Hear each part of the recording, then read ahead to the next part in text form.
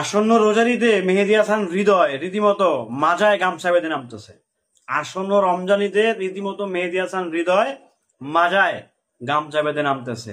রীতিমতো সকলকে উড়াতে, সকলকে ঘুরাতে, সকলকে নাচাতে, সকলকে এক সাইডে রেখে মেহেদী হাসান হৃদয় একাই একশোতে আসছে আসন্ন রোজার ঈদে রিয়েল এনার্জি প্রোডাকশন ও মেহেদী হাসান হৃদয়।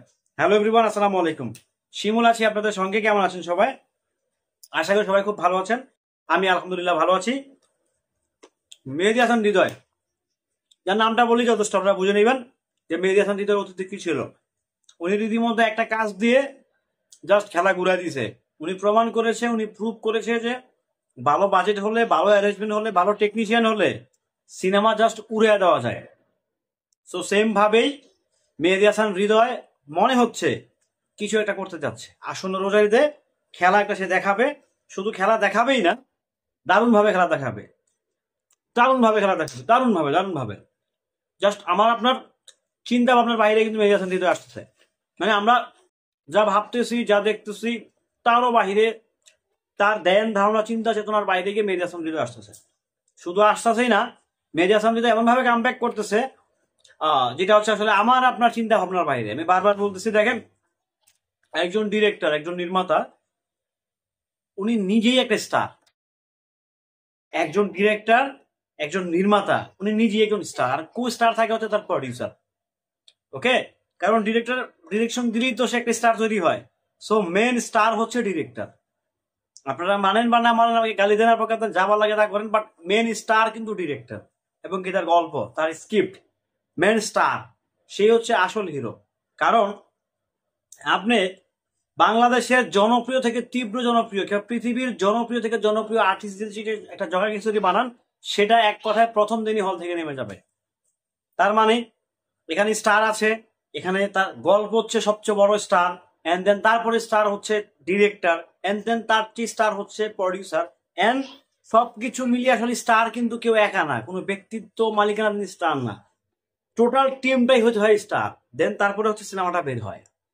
আমরা যদি বলি, আমি যদি বলি না এটা এটা এটা এমনি এমনি না, এটা এমনি হবে না, এটা কখনোই কোনোভাবে এমনি এমনি হবে না।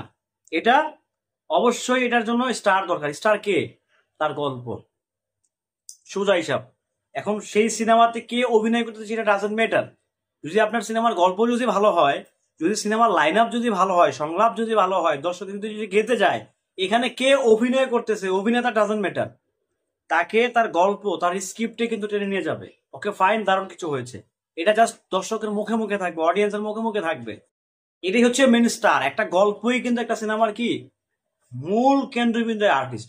হ্যাঁ, এখানে আর্টিস্ট ডেফিনেটলি ফ্যাক্ট, বাট তারপরেও কিন্তু আর্টিস্ট যারা বাংলাদেশের সর্বোচ্চ নায়কের বাহিরেও কিন্তু অনেক সিনেমা বের হয়ে গেছে। আপনারা নিশ্চয় অবগত আছেন, অনেক সিনেমা বের হয়ে গেছে, অনেক অনেক সিনেমা বের হয়ে গেছে। বের হয় নাই? সেখানে কি বাংলাদেশের সর্বোচ্চ নায়ক ছিল? নেভার এভার ছিল না। সো সেই জায়গা থেকে একজন ডিরেক্টর, একটা গল্পই আমার কাছে, আমি মনে করি স্টার। সিরিয়াসলি বলছি।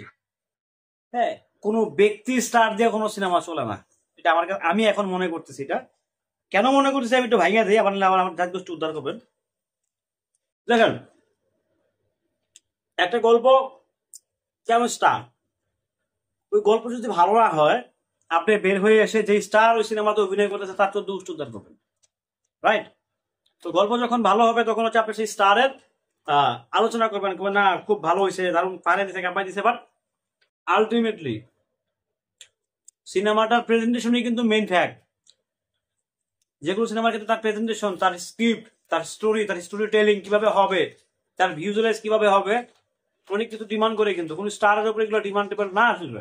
হ্যাঁ, তবে গল্পটা বানানো হয় স্টার কেন্দ্রিক, যে আমি অমুক কিনে কাজ করবো, তমুক কিনে কাজ করবো, আমি ওনাকে কিনে কাজ করতে, আমাকে গল্পটা এই ন্যারেটিভে সাজাতে হবে। সিম্পল। বাট কোনো ব্যক্তি আসলে কোনো সিনেমার জন্য স্টার হতে পারে না, এটা আমার ব্যক্তিগত অভিমত। এখন না আপনাদের অভিমত কি, আপনাদের ব্যক্তিগত এখতিয়ার কি, সেটা অবশ্যই জানাবেন, কারণ আপনাদের জানানোর অধিকার আপনাদের আছে অবশ্যই। এটা আমার কাছে মনে হচ্ছে আর কি। আর একটা সিনেমার সবচেয়ে বড় ডিরেক্টর, তার একটা সিনেমার সবচেয়ে বড় স্টার হচ্ছে তার গল্প, তার প্রডিউসার, তার ডিরেক্টর, দেন তারপর হচ্ছে আর্টিস্ট সাবজেক্ট আসবে। তার আগে আর কোনো আর্টিস্ট সাবজেক্ট আসবে না।